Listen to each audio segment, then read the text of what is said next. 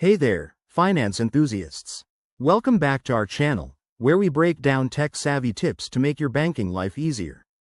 Today, we're tackling a super practical topic: how to download your Bank of Baroda statement online in 2025.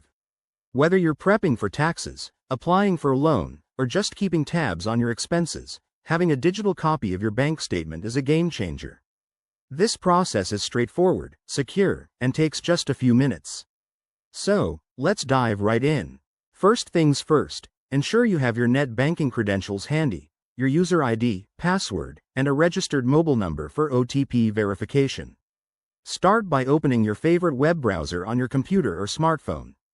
Head over to the official Bank of Baroda website by typing in bankofbaroda.co.in in the address bar. Once you're there, look for the Login or Net Banking option at the top of the page. Next, enter your user ID and password in the designated fields, then click Login.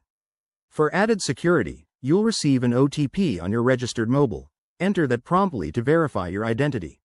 Now, you're in your dashboard. Navigate to the Accounts or Statements section, usually found in the menu on the left or top bar.